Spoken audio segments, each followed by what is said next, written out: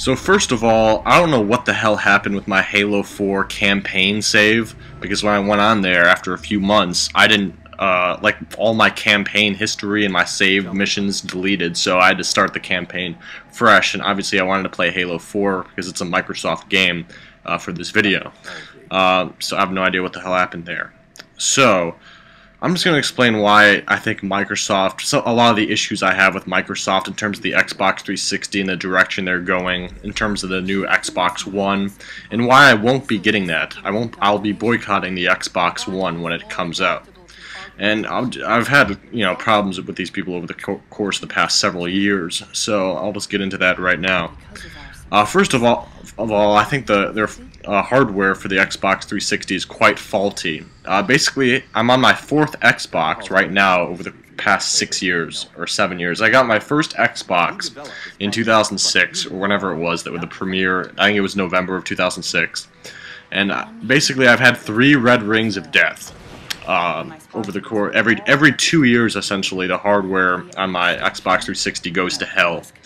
And I have to go get another one, and then it just shows you sort of how unreliable it is. Like my PlayStation 2, I got at launch, whenever the hell that was in 2001 or 2 or earlier than that. I can't remember the specific year or date, but that's lasted me right now. Like I could still play on my PS2, and that's old hardware.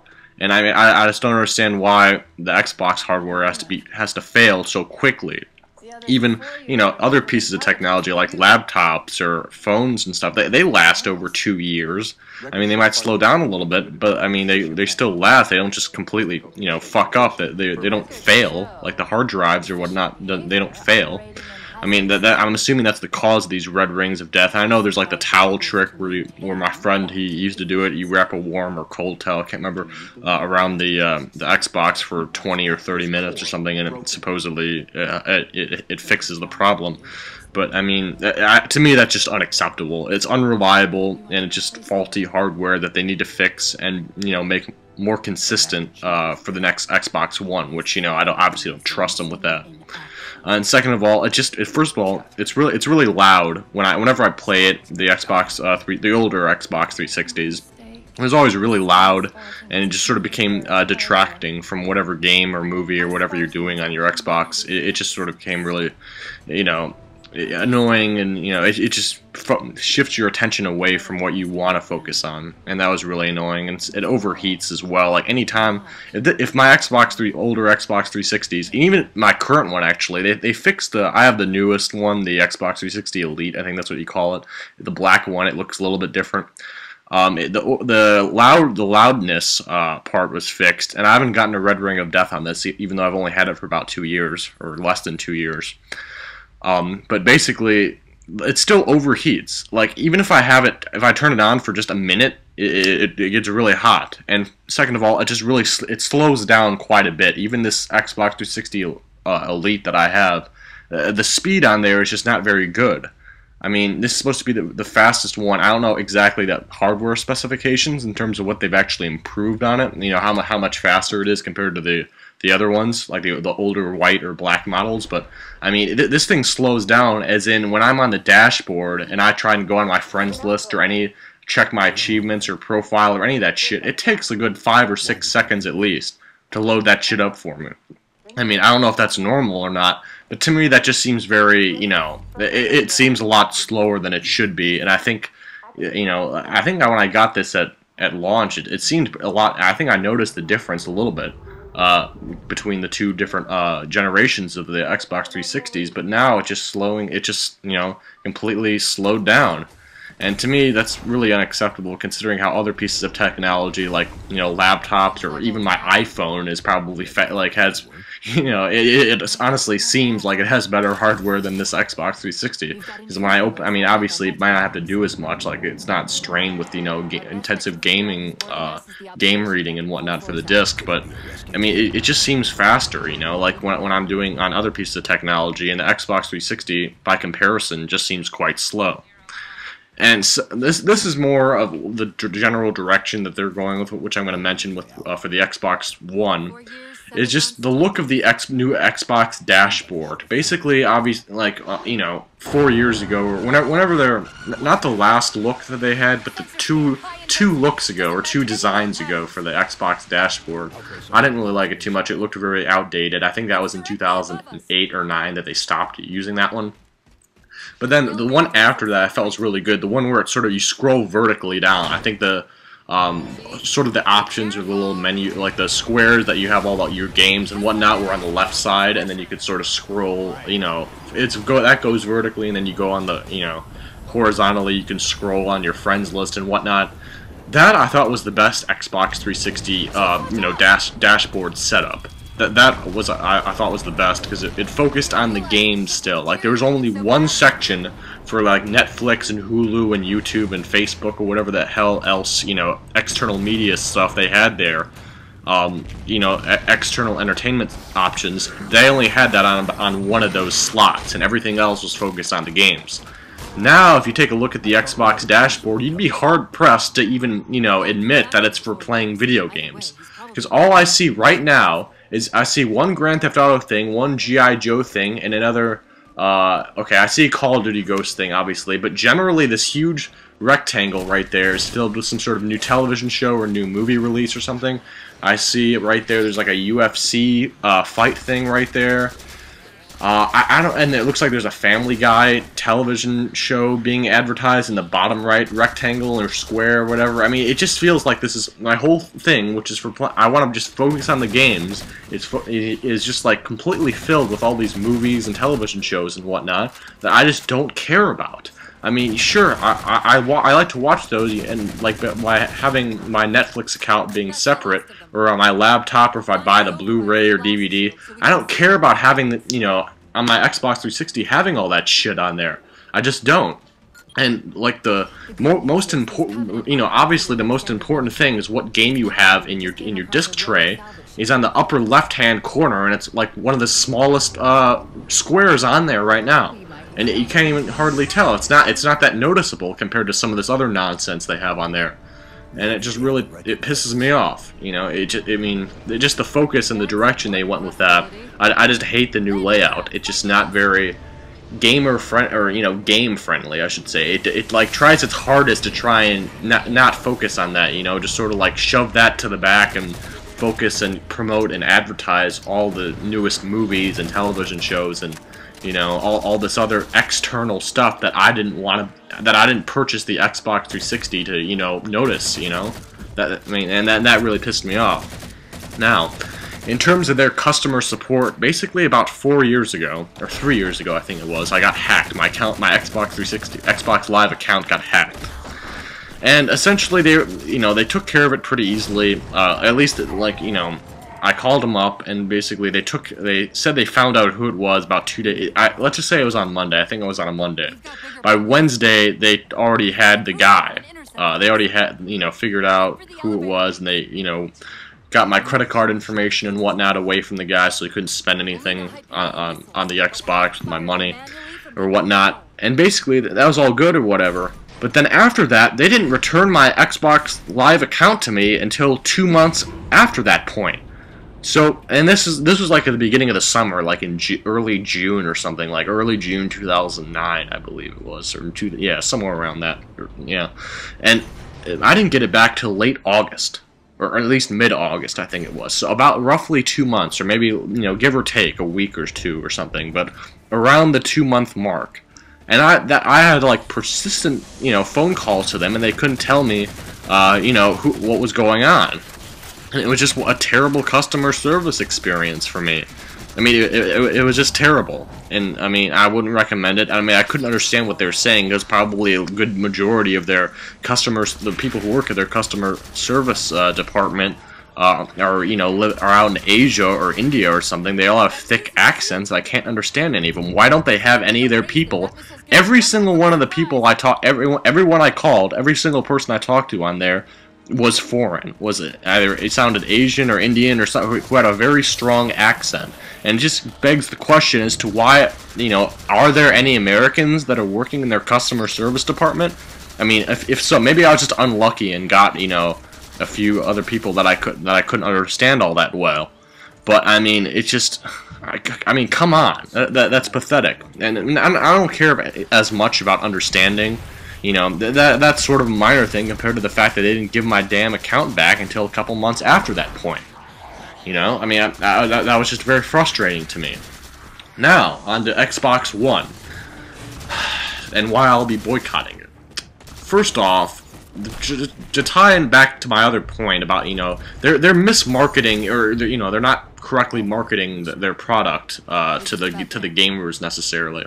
They're marketing the Xbox One as an entertainment sort of home media center that, you know, you could use for television, you could use for whatever you use for watching YouTube videos, every other thing aside from games that involves media that you can think of. That's what they're promoting the Xbox One to have, and that's what they're promoting this to, like, a normal family that doesn't play video games, and that's what they're doing. It's, you know, a prime example is just the current Xbox 360 dashboard, is what I just mentioned. And it just, you know, the direction is wrong, the intention is wrong. It's still an Xbox, and the primary function should still be about playing games. You know, I mean, and that's the problem. During their Xbox One announcement, all they focused on was all the new television stuff, all the new stuff you could do with Facebook, Hulu, Netflix, Twitter, fucking, you know, YouTube. I mean, I don't care. That's not. I don't fucking buy a $400 or $500 game system just so I could surf my fucking Facebook account on there. I mean, that maybe some people do that, but that shouldn't be. And then I swear, I hope to God that it's not what everyone who, you know, the vast majority of people who buy the Xbox are, you know, intend to do on there. And it's just very frustrating to me in that regard. And that's sort of the bulk of their issues, is that they're just not being very consumer friendly. You know, they don't seem to be operating in the interest of the consumer right now. So here are some of my more individual, slightly more specific issues with it. First of all, it's bulkier than before, or at least it looks a lot bulkier than before, which may or may not affect people. But I mean, in this age of technology, everything seems to be a lot slimmer. You know, and obviously you fit the compartments and the hard drives and everything like that become slimmer, so you can make the product lighter or thinner or whatnot.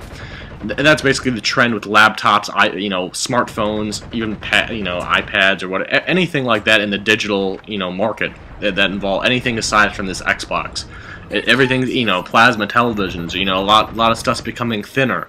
Why is it that Microsoft's going in the opposite direction in that regard? I'm just not sure. I mean, and especially it affects people. I mean, obviously having something that's bulky is not going to be good. It hogs up more space. And it could be especially annoying if your Xbox is on, like, a shelf or something like mine is, or a counter, I should say. Basically, and I don't, you know, with my current Xbox 360, I don't have a ton of room on there with the huge 55-inch television that I have. I don't have the largest amount of space on there, and it's just annoying to have the new Xbox hog up even more space than it already does. So I think that's something that is, you know, moving in the wrong direction in that regard. Second of all, there's less hard drive space than before. So essentially, apparently there's like 500 gigabytes of hard drive, like storage space on there. But evidently you can't use all of it because the storage space obviously is used up by the new hardware, you know, hardware or software stuff they've got going on there. So evidently there's less storage space for the users. I can't confirm that. I've read that in a couple different articles on the internet, and all that is just more bad news. That's just more bad news, because then you can't save as many games on there. You can't download as many games, you know, as many whole games from the Xbox Live Marketplace. So you can't have as many full games on there. I don't do that too much. But if I like that, essentially would discourage people from doing that. And obviously, if you want to buy a lot of DLC for specific games, that's not going to work out quite as well either, because those usually, you know, eat up a good gigabyte or so, you know, per each download. Some of them are obviously considerably less than that. Some of them are actually more than that. It depends, but those will accumulate over time if you do it for, you know, several games or dozens of games, and that's you know, not even thinking about just the multiple save files you could use without buying any DLC for a specific game. So that's a terrible thing, and it's more expensive than the PS4 by $100. So essentially, you're gonna be spending $100 extra on something that doesn't have as much, doesn't have the greatest hardware specifications compared to the PlayStation 4. Evidently, the PS4 just wins on all the specs, all the tech specs. And I mean, I don't know what constitutes the extra $100. Like, how much greater can it be? The PS4, to my knowledge, can do everything the Xbox One can. So I don't know why you would want to spend the extra $100 or so on that. Actually, well, it's going to be more than $100, and I'll get to that in a second. But I mean, it's $500 for the game system is pretty expensive. I mean, especially considering all the drawbacks that comes with it. And basically, that just, I don't know, And then the next thing is just really pathetic. There's this 24-hour online requirement. Now, I do not know if that's with or without Xbox Live. If you have an Xbox Live account, I'm not sure. If you don't have an Xbox Live account, I don't know if the whole system has to function by being connected to a Wi-Fi or Ethernet. But that's absolutely pathetic. So that means, like, for example, even if you do have stable internet and it's not, that the actual functionality of the system is not an issue for you, I won't be able to play Xbox every single day. So if I don't play it for 4 days, for example, and I have to do that, I don't want to have to sit through a fucking update, like an internet update, just so it, updates the newest, the current movies or television shows that are on there that I also have a problem with that I already outlined.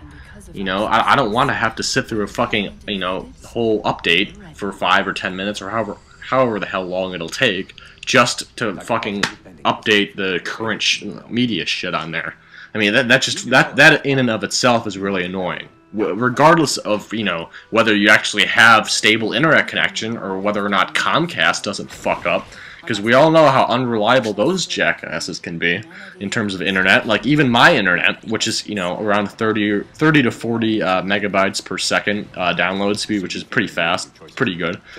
Even some days, like, occasionally, Comcast might fuck up so I can't access the internet. So you're telling me that if that happens, and there's nothing I could do about it because it's a fuck up on Comcast's end, I can't even play my Xbox, And that's basically what Acorn Films and his thing said, is that, if it has, if I have the system for it, and I have my game, and I have electricity and a television, I should be able to play my fucking game, and not have to require an internet connection. I mean, I just think that's pathetic, and the only reason they're doing that is obviously to update their media stuff, the external movies and television shows and whatnot, and I think that's just pathetic.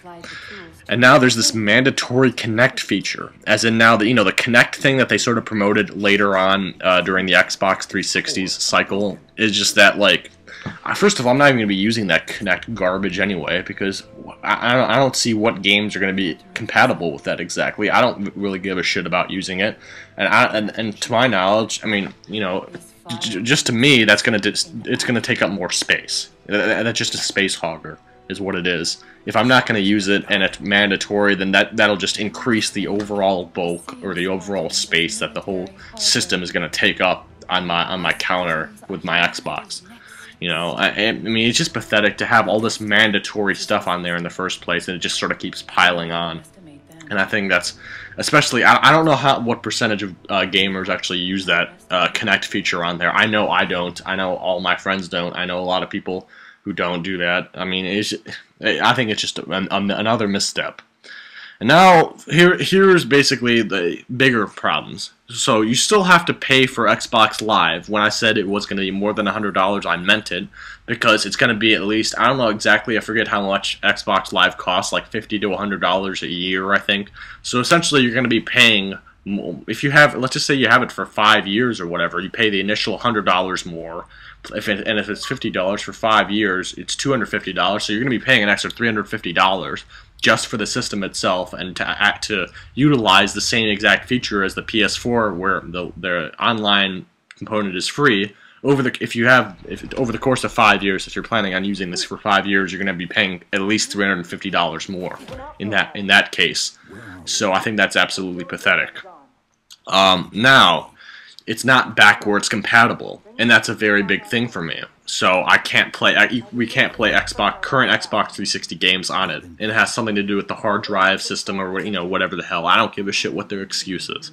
But I mean, I just think it's pathetic, and it's just inefficient, and it's just annoying. If I wanted to play any of these games, we'd have to either set up our Xbox 360s on another television, or you have to set them side by side and then re-fucking connect the cables or whatever. I mean, that entire process is monotonous, tedious. I mean, that's something you only want to have to do once and not every single time. And even if you don't, it's sort of a pain in the ass to have to set it up once again on another television. I mean, that's something that, even the current Xbox 360 has for most older Xbox games. The current Xbox 360 can play most of the older Xbox, the original Xbox games. So essentially, they just axed a feature that was appreciated by a lot of people. So I mean, I think that's just pathetic, and that's just inexcusable.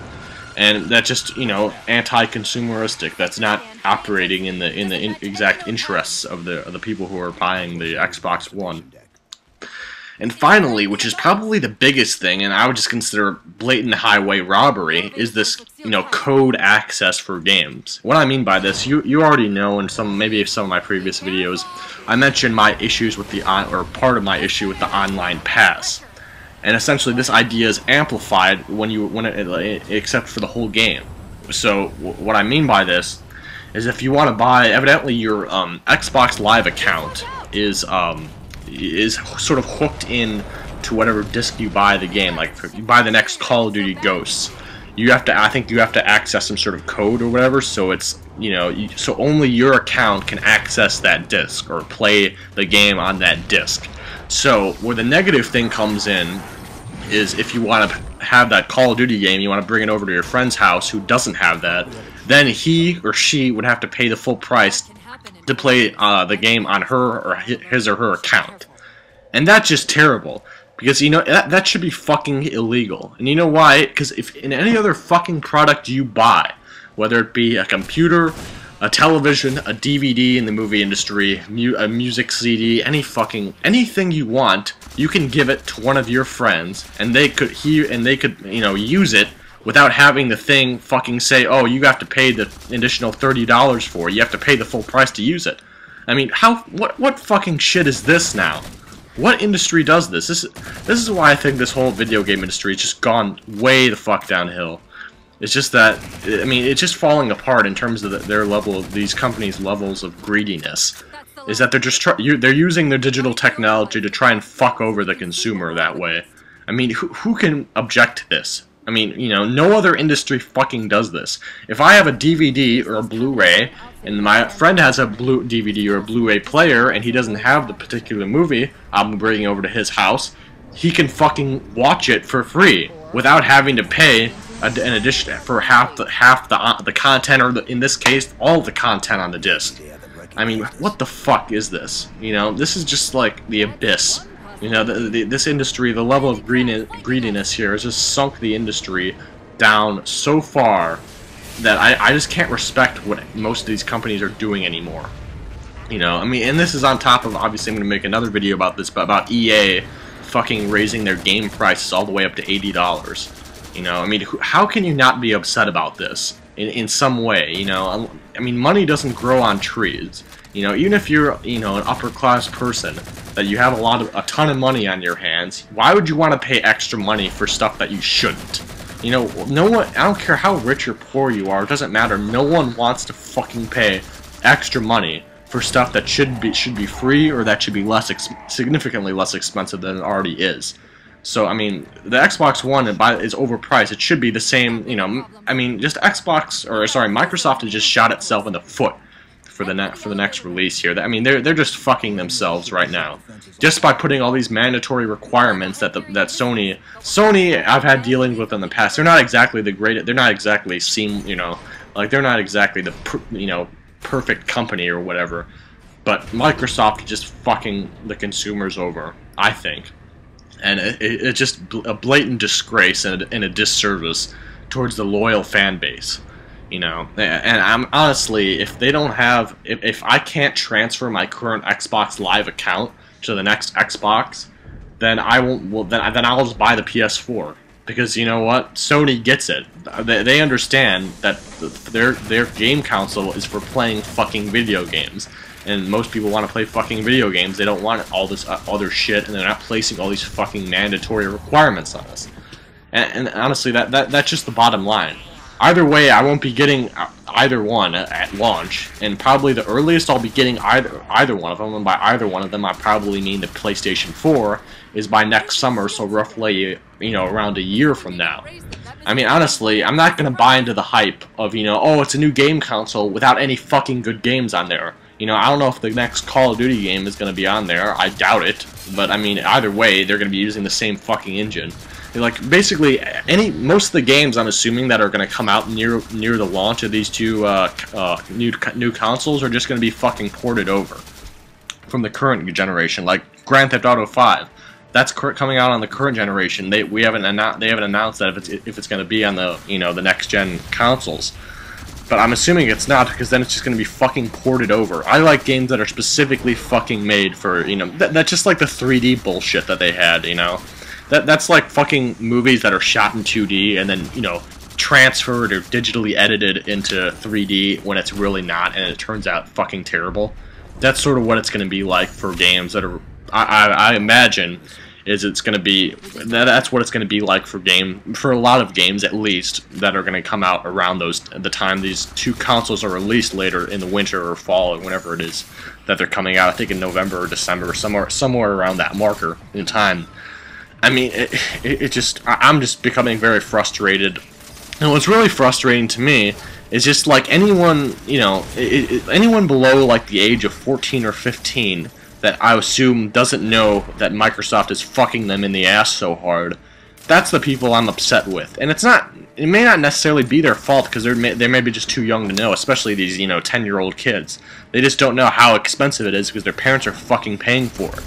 So I mean, you know, and they're so fucking loyal, and then they complain. You know, a lot of people are complaining. These, you know, Call of Duty is the same every year, but people keep buying it. You know, the same people who complain about it keep buying the game. I'm gonna be boycotting the next Call of Duty game, or at the very minimum, I'm gonna be waiting a few months for it to be used, because I think the next Call of Duty game, they're only worth playing for their campaigns right now, because the only thing they change for the multiplayer is the maps, because it's the same fucking weapons.